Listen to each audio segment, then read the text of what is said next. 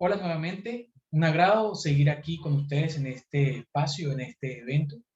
Muchísimas gracias nuevamente a Prostin por la invitación.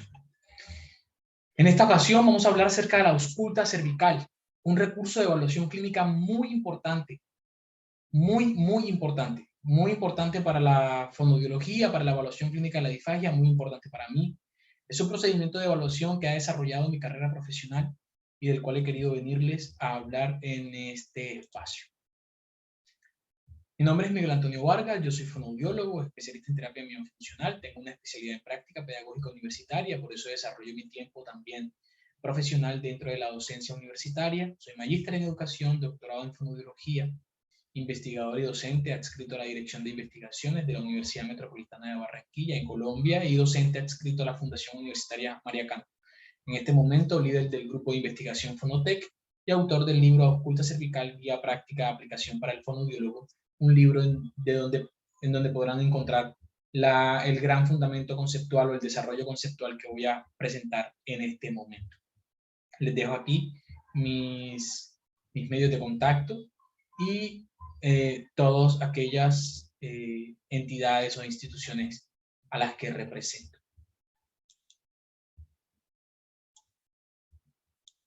Bien, ausculta cervical. ¿Qué es ausculta cervical? ¿Y para qué sirve? La definición particular que yo le doy a la ausculta cervical es un indicador de la fisiología deglutoria. Indicador, me indica lo que está sucediendo en la fisiología deglutoria durante la fase faríngea de la deglución, que a través de un análisis acústico describe la acción secuencial motora que interviene en el paso del alimento desde el cierre hasta la apertura de la laringe. Pero, ¿qué es un indicador de la fisiología deglutoria en fase faríngea? Particularmente, ¿qué es la fisiología deglutoria en fase faríngea? Vamos a verlo un poco detallado bajo una consideración teórica de válvulas. Resulta que la deglución es un proceso secuencial de desarrollo o de transporte del alimento que se origina en fase oral o en cavidad faríngea, en cavidad esofágica. Dentro de estos espacios, porque al final las cavidades son espacios funcionales, dentro de estos espacios funcionales, considerablemente en el espacio funcional faríngeo se recrea una dinámica motora exclusiva de transporte, transporte descendente del alimento a partir de la fisiología conjunta de diferentes estructuras valvulares. Estamos hablando de la válvula 3, que recrea particularmente el selle del velo del paladar. Estamos hablando de la válvula 4, que recrea la protección de la vía aérea inferior. Y estamos hablando de la válvula 5, que recrea el inicio de la peristalsis. En conjunto, en la frontera de la fase faríngea de la deglución con lo que denominamos fase esofágica de la deglución, encontramos la válvula 6, que define entonces la apertura de ese esófago para permitir el paso del bolo hacia el espacio funcional esofágico. Tenemos entonces que dentro de la fisiología deglutoria, la fase faríngea o la fisiología de la fase faríngea es una acción vertical que pretende o genera el descenso del alimento dentro del tubo faríngeo.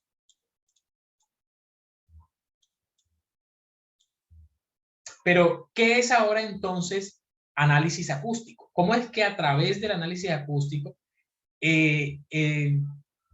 estudiamos los sonidos que genera la deglución en el paso del alimento a ese bolo?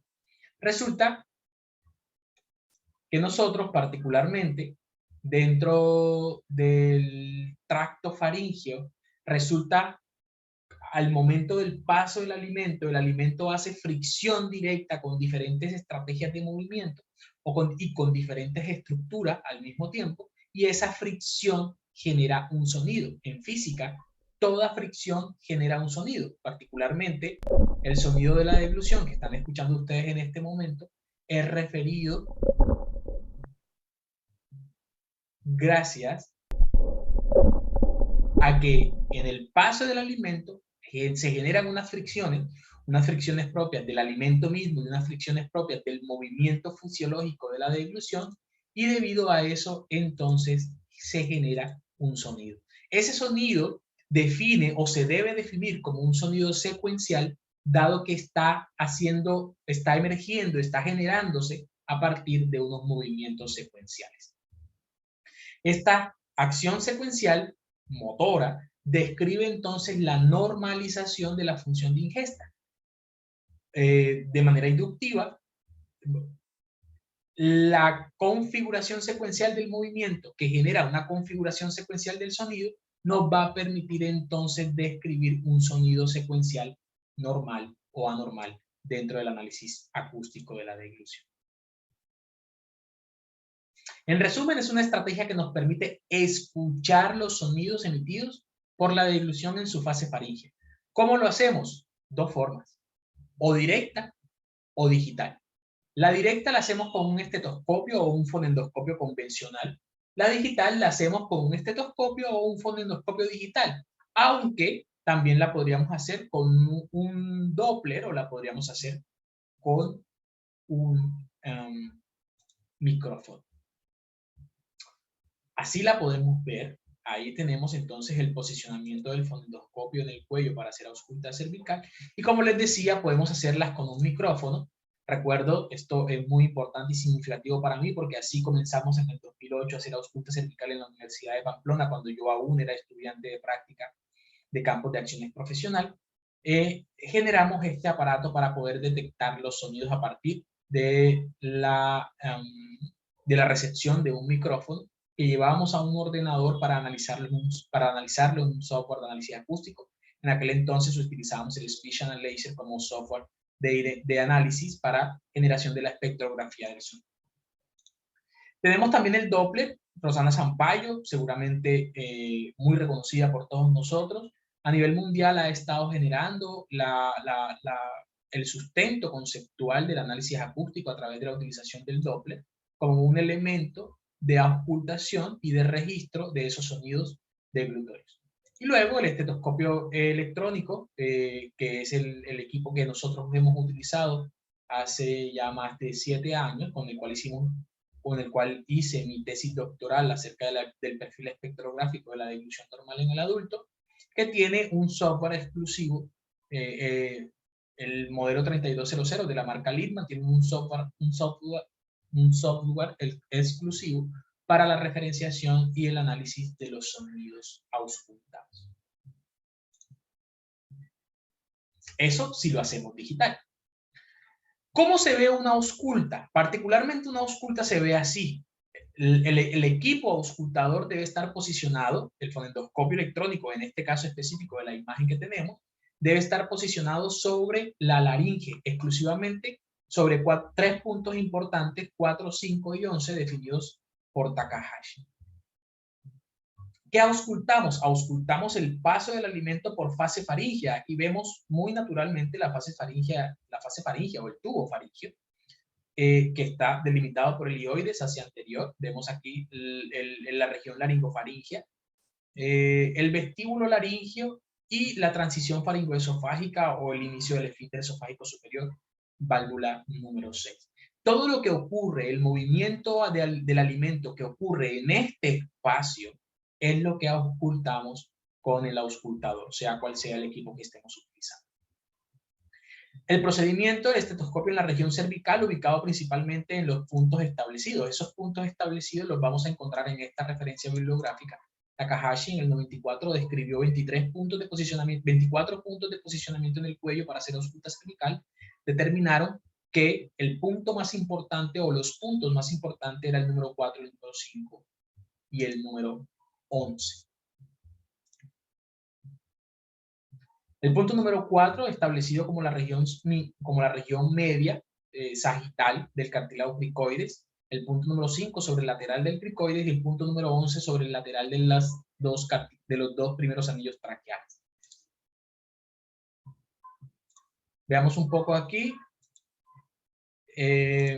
Debemos tomar y referenciar y conocer, obviamente, la posición de la laringe para poder establecer el punto de auscultación. Esos puntos de auscultación, cualquiera de los 3 puntos de auscultación que Takahashi y su equipo determinaron en su estudio como los mejores puntos para la auscultación deglutoria, están establecidos todos sobre la región laringea. El número 11 por fuera de la región laringea, por debajo de la región laringea exclusivamente sobre los anillos traqueales. ¿Por qué la región laringea? Si ustedes ven, la región laringea tiene un acercamiento muy directo con la región faríngea.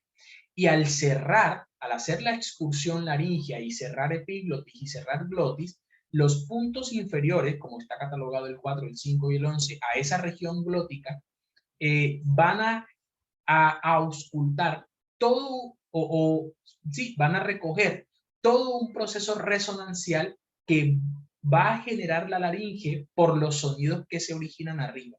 En este caso estamos hablando de un fenómeno de estilo tambor, en donde la laringe va a resonar todos aquellos sonidos que por encima de ella se recreen como acción fisiológica.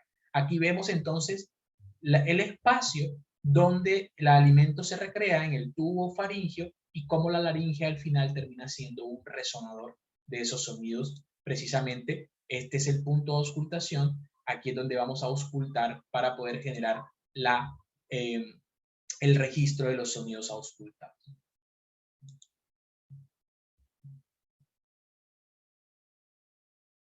¿Cómo se ve la ausculta? Bueno, se ve particularmente así. Tenemos una deglución, tenemos un auscultador, cualquiera que sea el auscultador, el equipo que estemos utilizando, y en el momento de la deglución auscultamos, escuchamos los sonidos de la deglución. Muchos de ustedes, sobre todo quienes lo hayan utilizado, sabrán que esto es un proceso muy rápido, que la detección acústica debe ser muy precisa porque la deglución es muy rápida y no logramos en muchas ocasiones analizar o describir o poder detectar algunos patrones de sonido. Y claro, la deglución dura menos de un segundo, este proceso debe ser muy rápido. El sonido debe estar completamente, el oído debe estar completamente entrenado para poder auscultar de manera directa. Por eso ahorita vamos a ver un paralelo en donde encontramos que muchas veces, aunque la ausculta digital sea un poco mayor el proceso para hacerlo, es mucho más fácil en la comprensión, porque no solamente estamos escuchando, sino que también estamos viendo la referencia del sonido. ¿Cómo se escucha? Bueno, ahorita lo escuchamos, volvámoslo a hacer. Se escucha así. La de arriba van a escuchar ustedes una auscultación normal, la de abajo una auscultación patológica. Deglución normal, deglución patológica, deglución normal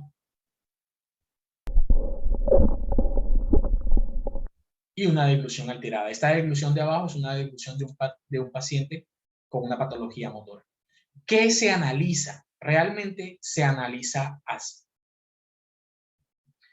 Antes del inicio del proceso deglutorio, la deglución o el sistema está preparado para generar un inicio de la alimentación. Ese sistema inicia con la preparación del bolo, la propulsión, la activación del reflejo palatal, la activación del reflejo deglutorio y comienza el cierre laringio. Miren aquí cómo el cierre laringio entonces se establece principalmente el proceso de cierre laringio que se genera como un primer sonido en donde se empieza a establecer, gracias a la teoría de tiempos mandibulares, a la teoría de tiempos de la auscultación, del análisis de la auscultación, se empieza a establecer una sección de apnea,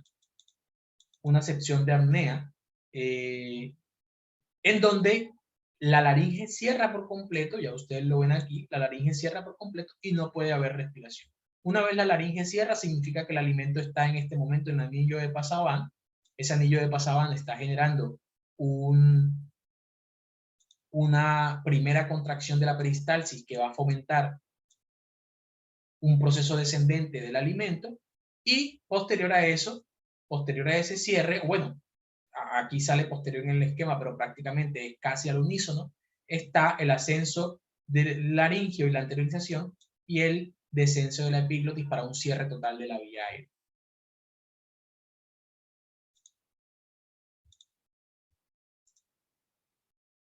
Continúa el peristaltismo laringio, que ya lo expliqué, comienza con esta primera contracción en anillo de Passavant, luego Inmediatamente después de ese movimiento de excursión hay una apertura del esfínter, hay un paso del alimento, ese paso del alimento se da gracias a la contracción faríngea, hay un cierre del esfínter esofágico superior y posteriormente una relajación de la musculatura faríngea, una relajación de los suprayoideos, hace que la laringe baje y vuelva a su posición, y luego una apertura laringea para la recomposición del proceso respiratorio.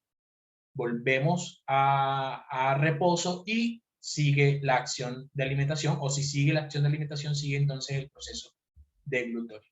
Todo este proceso secuencial se define a partir de una estrategia de tiempo que vamos a denominar, o que hemos denominado D1, como una estrategia principal o inicial de prevención, T, que es el paso del tránsito faríngeo, el paso del alimento, D2, que es un momento final preventivo en donde el sistema, después de que el alimento pasa, se toma un pequeño lapso de tiempo para volver a su condición natural, volver a reposo, y luego, por supuesto, la vuelta o el retorno de la respiración. Entonces, básicamente, en función a este esquema es que nosotros proponemos se analice la auscultación cervical en función a una estructura definida en la espectrografía de la deglución. Veámoslo aquí. Este es un proyecto que trabajamos con la Universidad Metropolitana de Barranquilla, verificación de los tiempos de la auscultación cervical digital normal a través de la videofluoroscopia. Veamos desde la teoría qué es lo que debe pasar al momento de estructurar o definir un análisis de la ausculta cervical. Ahí escucharon una deglución, y esa deglución particularmente se debe establecer, o el análisis de esa deglución se debe establecer así. Ese primer sonido, o ese sonido inicial, definido como un clic o un cierre, o un sonido de cierre, especifica o tipifica dentro de la auscultación cervical el cierre de la laringe. El cierre laringio genera un sonido tenue, bajo en frecuencias, que permite establecer que la vía aérea está protegida. Luego de ese cierre laringio viene un espacio preventivo inicial que hemos denominado T1, espacio preventivo deglutorio 1, en donde no hay un lapso de tiempo en donde el sistema, después de preparar el cierre laringio como protección, es que le da paso a la contracción peristáltica. Miren ustedes aquí, primero cierra laringe y después se genera la contracción peristáltica para que el alimento pase.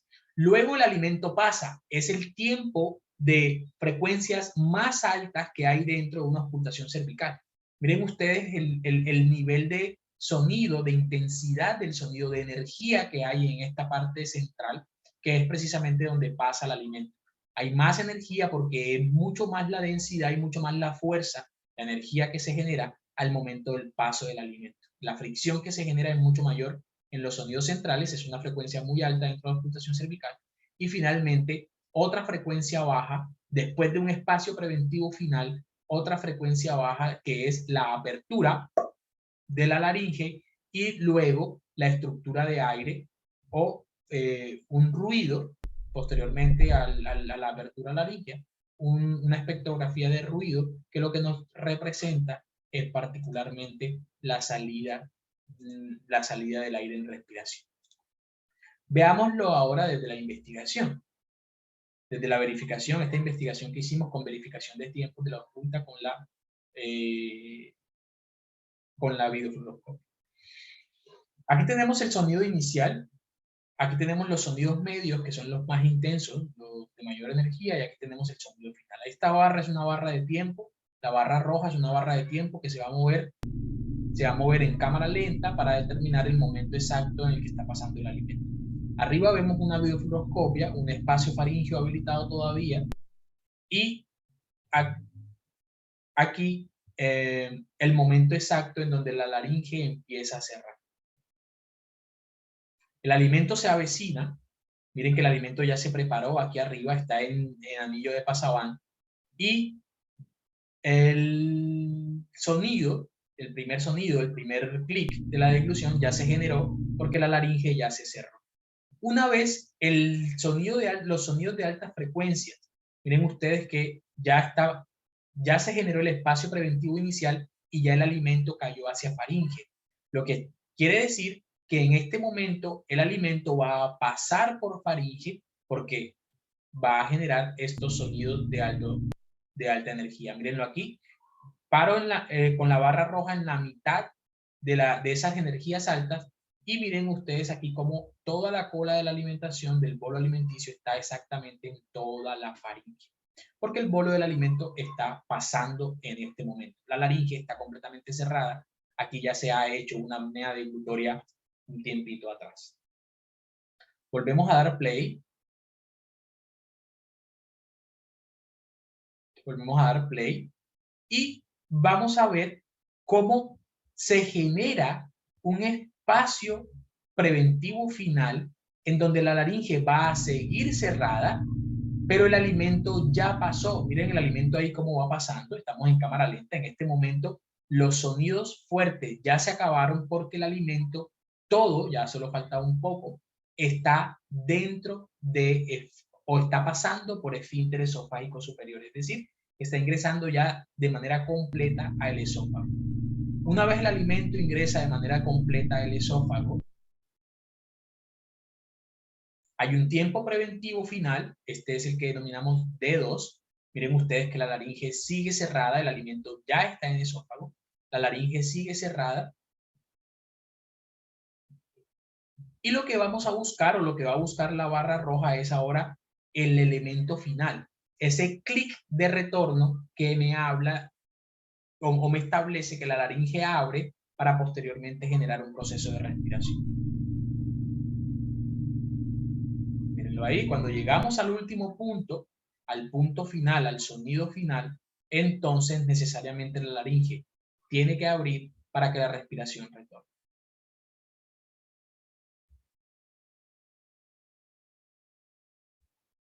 Vamos a verlo aquí. Una vez se establece y pasa la barra roja por esta barra o esta barra de sonido en la espectrografía, miren ustedes cómo la laringe empieza a generar un proceso de apertura. Ya se ve mucho más claro el espacio aéreo, el alimento ya ha pasado completamente, está completamente sobre esófago. Se mantuvo o se generó el espacio preventivo final, que es el D2, y miren ustedes cómo la respiración retorna, dado que la conexión entre laringe y faringe ya está habilitada.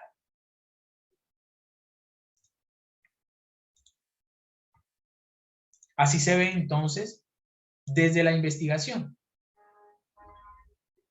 ¿Qué diferencia habría entre una ausculta directa y una ausculta digital? Bien, primero vamos a decir que el uso del equipo, ya eso lo habíamos hablado arriba, o una auscultación directa la hacemos con un fonendoscopio o estetoscopio convencional, o la ausculta digital la hacemos con un fonendoscopio electrónico o equipos de digitalización del sonido.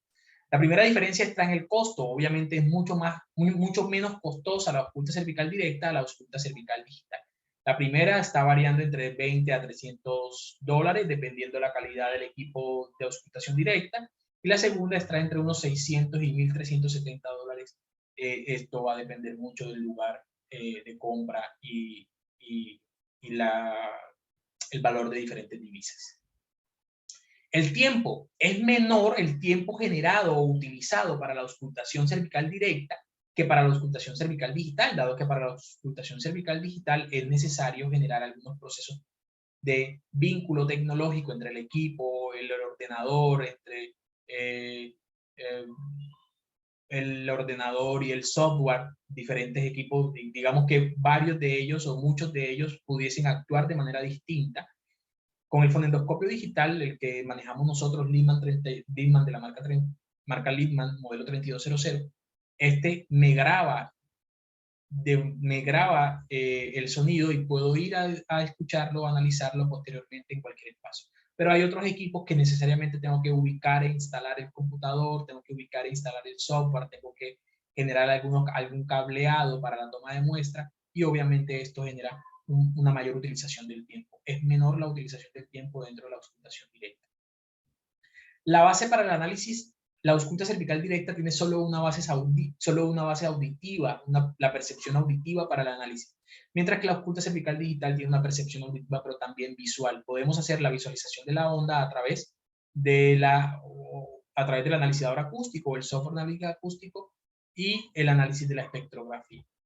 Para el análisis, es mucho más subjetivo el análisis de la ausculta cervical directa en cuanto solo se compromete en el análisis auditivo de los distintos sonidos auscultados, mientras que la ausculta cervical digital, aunque sigue siendo subjetivo, porque esto quiero dejarlo claro, la ausculta cervical está tipificada dentro de la evaluación clínica y la evaluación clínica es un procedimiento subjetivo, le coloco ahí un subjetivo más porque es mucho más fiable la ausculta cervical digital en cuanto tenemos muchos más elementos claves para el análisis. Dentro de la confiabilidad, aunque siguen siendo subjetivas ambas, es menor la confiabilidad de la ausculta cervical directa, mayor la confiabilidad de la ausculta cervical digital, aunque esto depende de la experticia propia del clínico. Y en la dificultad, obviamente es mayor la dificultad de análisis en la ausculta cervical digital directa. En la ausculta cervical directa es mayor la dificultad de análisis porque debe estar mucho más entrenado al oído. En la ausculta cervical digital es menor la dificultad de análisis porque lo visual nos permite entender un poco más la dinámica de lo que estaba ocurriendo.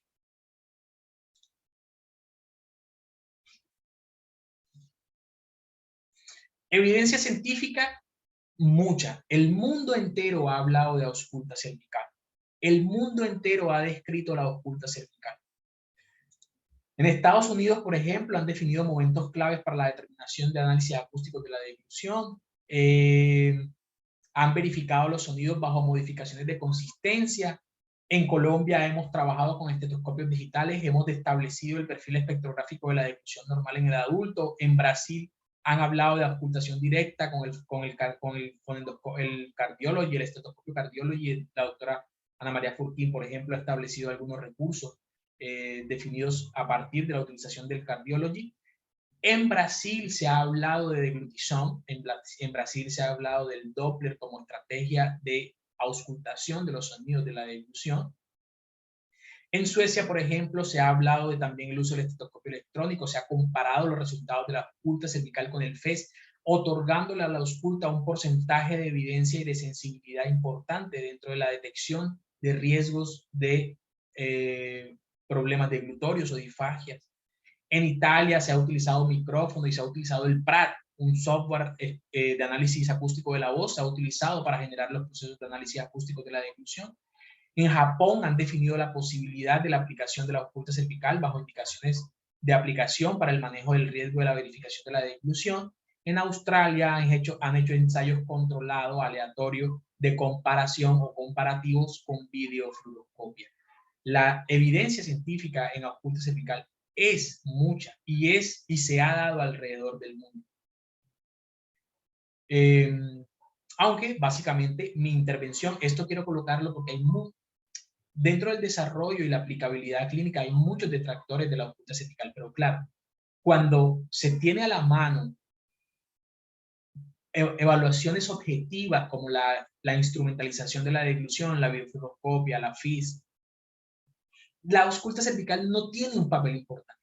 Pero en muchos países de Latinoamérica, en donde los sistemas de salud están colapsados, en donde una FIS o una videofluoroscopia es de difícil acceso para el gran porcentaje de la población, la ausculta cervical es un referente dentro del análisis clínico que todo fonoaudiólogo debería utilizar antes de estructurar o definir procesos instrumentales.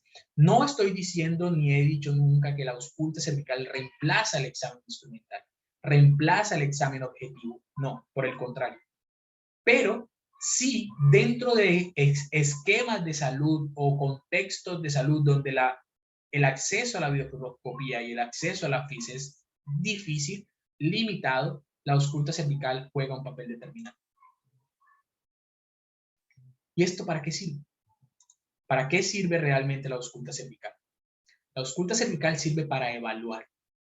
La ausculta cervical sirve para generar un diagnóstico preciso o por lo menos más confiable en ausencia de exámenes instrumentales. Pero la ausculta cervical también sirve posteriormente para un índice de los procesos rehabilitadores, porque la ausculta cervical nos puede generar un feedback a través de la representación acústica del sonido, de la representación digitalizada del sonido, un feedback de mejoría y de evolución de un paciente en función a la composición del sonido en cuanto a tiempos y en cuanto a características. Esto lo vamos a reconocer o esto lo vamos a analizar entendiendo los procesos de análisis acústico, entendiendo las características acústicas de la deglución y entendiendo, por supuesto, los tiempos en el que los diferentes sonidos deben plantarse dentro de una deglución.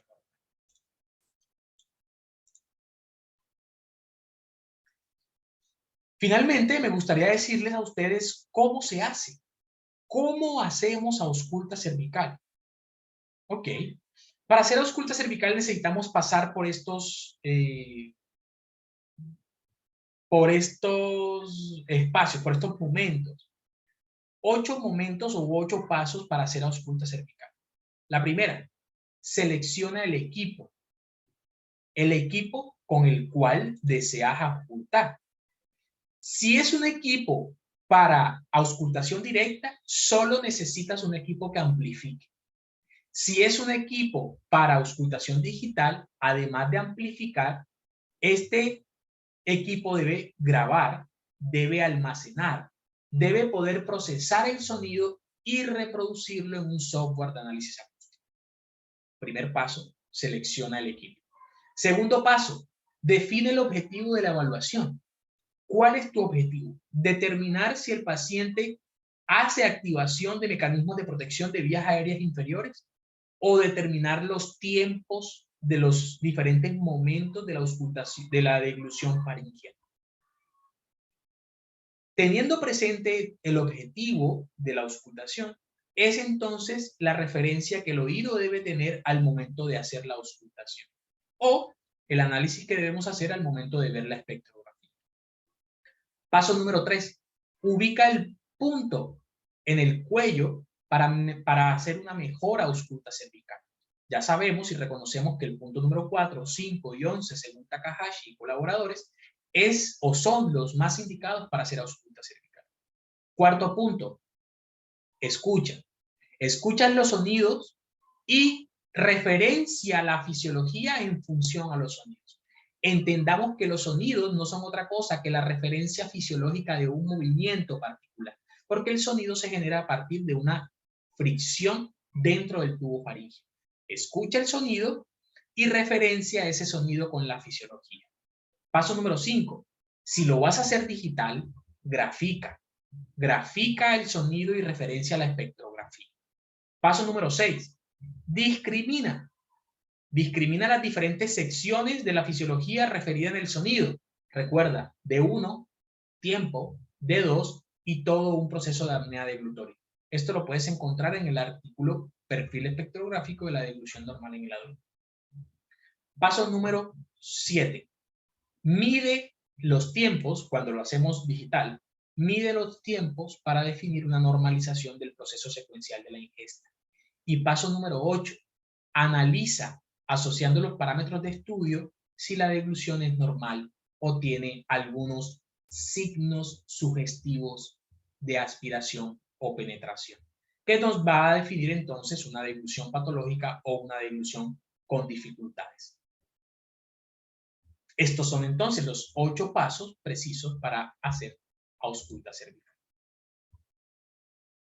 Hasta aquí mi presentación. Espero tengan muchas preguntas. Todos mis canales de contacto están abiertos para resolverlas. Muchísimas gracias a todos por haberme escuchado.